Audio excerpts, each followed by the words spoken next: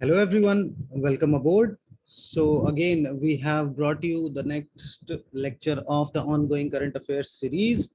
And today we will be discussing about the current affairs of 2nd October. Okay. And this session has been brought to you by Himalai IAS classes. So let's get started with today's current affairs.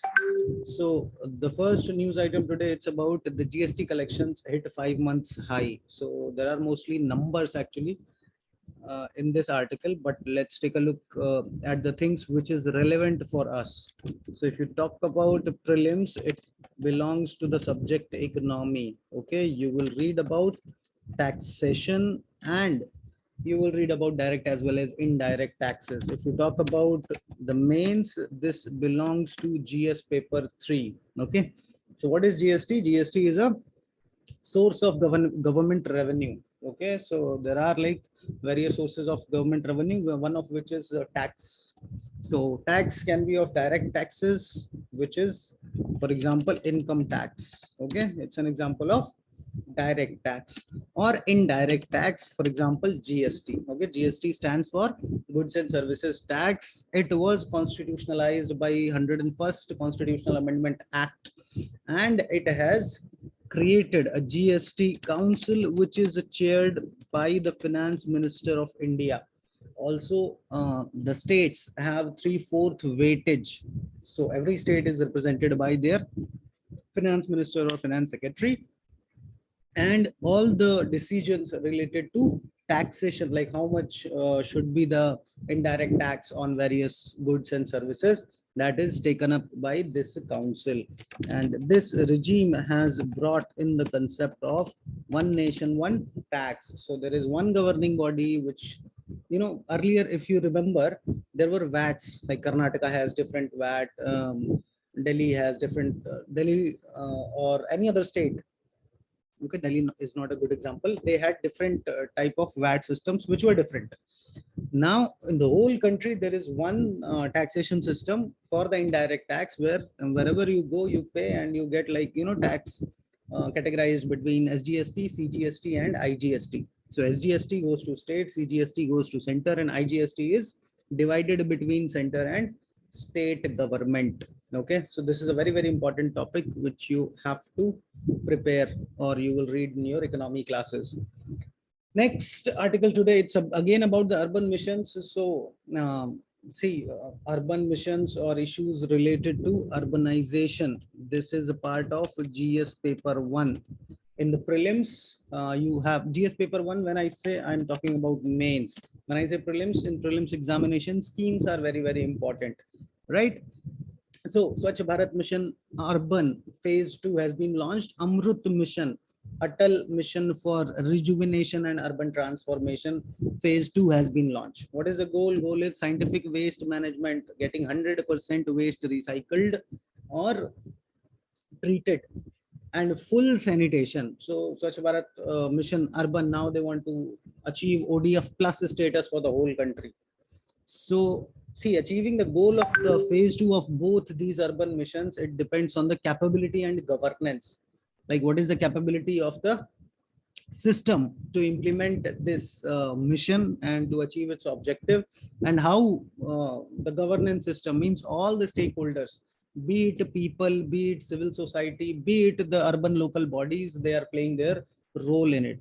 For success of a program like this, where, huge success depend on the huge mass of people, we need to raise the community involvement. People's participation is very, very important to get success in this mission. It is going to be a long road for ODF plus status. See, what is ODF and ODF plus? ODF stands for open defecation free status. Okay, ODF plus, this means that the facilities which were created. So for open defecation free, what you'll do, you'll create toilets. Okay, and then facilities which were created, they have to be maintained. Okay, also the Amrut mission, now it targets basically the 100% tap water supply for every part of India. So again, it is going to be a big challenge, and the success of both these missions It depends on the community involvement and raising the capability of the governance system. In the last lecture, I also did a comparison between the Swachh Bharat Mission phase 1 and 2 and Amrut phase 1 and phase 2. You can check that as well. Now, moving to the next, time to sound the bell with the class doors reopening. This article is about the schools reopening. So see, schemes related to health and education. Okay. Basically, this is part of GS paper 2. Okay, so this is more like a mains article. There is very less or almost nothing for the prelims. So the education system, it totally got disrupted in India during COVID-19 lockdowns. Okay, and we tried to put in place the online systems of learning, online learning for universities, colleges and schools. But all of us know that they cannot compete in all the dimensions for school. There is a lot other than just giving lectures. What happens in a school, it's the first social atmosphere of the children. Okay, he learns about the society, he learns about the world through the school. So this has brought a huge gap. We actually we kept our schools locked because of safety concerns. But that article argues that children are mostly asymptomatic and are less likely to spread virus when compared to adults. Okay, keeping schools closed did not prevent the not orchestra, let's say second wave. Okay, so all those schools were closed, they remain closed, but still we all saw what happened during the second wave. Pandemic has also paved the way for mixed learning approach, means we can do online plus offline kind of models now. So a lot of things can be taken care of online, and other things which cannot be, they for that the students can be called to the schools. If we decide to go ahead and keep the schools closed, the socio-economic cost means the social cost and economic cost of keeping children out of school will be too high. Reason being, there will be a gap in all the other previous generation kids who have been throughout schools, and this generation who is just continuing with the online model. So we cannot afford that. So it's very important for us that we take all the safety measures. As soon as we get the vaccines for the kids, we get them vaccinated and try to open up the schools. Next article today, it's about India-Sri Lanka relations, as the Foreign Secretary of India is on a 4-day visit to Sri Lanka. So let's take our points. So Foreign Secretary's visit to Sri Lanka, these things you don't have to write in the, even in the mains answers. So now, very obviously, this is about the international relations topic, which comes in GS paper 2. So the purpose of the visit is to assess the progress of infrastructure project which are backed by India in Sri Lanka. Okay, Sri Lanka occupies a central place in India's neighborhood first policy. Okay, this is a very, very important policy or paradigm of Indian foreign policy, which you will read in your IR classes. So some of the Indian backed projects, which of it, this can be a prelims question. Trinco Mali oil farms, Sampur power project. Now this has been converted into a solar project, and development of northern part of island. Basically, this is where, the ethnic Tamil community lives in the Sri Lanka. What are the challenges or what are the issues for Delhi or for India there? So see, during the pandemic, Indian backed projects, they became very slow. That's why our foreign secretary is going to assist them. But Chinese project got clearance very fast. Okay, so this tilt towards China, it's a cause of concern for us. For example, China has backed the Colombo City Development Project. Earlier to that, China was given a Hambantota port for development. Hambantota is a port in Sri Lanka.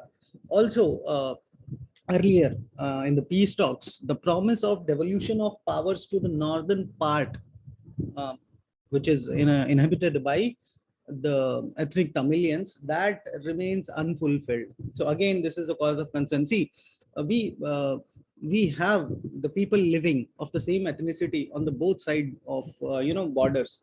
That's why there is an emotional connection, and if anything happens to them, the sentiments in India, they run very high.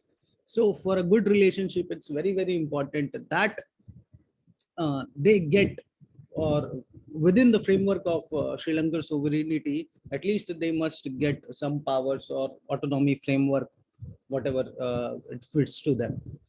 Next article today, it's about a working group on defense industrial security between India and US that will be settled.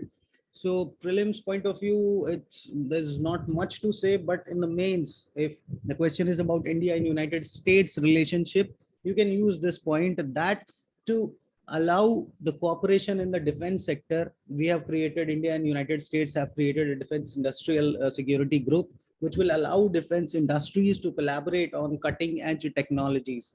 Okay, there are various defense agreement between India and US already. For example, there is something called LEMOA, Logistics Exchange Memorandum of Agreement. There is BECA, there is COM-CASA. So these are the security agreement or defense agreements which have been signed between the both countries in the past. And this is a new working group which will increase the cooperation in the defense sector. So just one point which you can utilize in your answers. Next is about drones used to spread seed balls for reforestation. This happened in Hyderabad. For us, reforestation is very, very important. You will understand it's important and their role in your EVS classes. Okay, that see, forest, they act as a carbon sink. If you have seen our past lectures, I've told you that this problem of global warming or climate change, it is occurring because of emission of greenhouse gases. Now, carbon dioxide, one of these gases, it can be captured in the form of forest. So that's why reforestation is very, very important. Apart from that, there are various other services provided by the forest, like, soil and ecosystem services. Now, so this is the reforestation, which is important. Next is about the technology part. So drone is an unmanned aerial vehicle, or it is called as UAV. Consider it a remote controlled aircraft, very small in dimension. You can use it remotely for anything. They have called it seed copter. It will be having seed balls, which will contain variety of seeds, okay, in clay covering. They will just scatter it in the various parts where the forestation has to be done, and it will be done. See, last year also UPSC in the prelims asked about what can be the application of drone technologies. So if you understand it, there can be various applications. So this is just one of it, and that's why I kept it in the item to discuss in today's class. Last article of today, it's about purchasing manufacturing index. It has increased. You will read it in economy in the prelims. Okay, and in the mains you'll read about it in GS paper 3. So see, you have primary sector, secondary sector, which is nothing but manufacturing, and tertiary sector in any economy.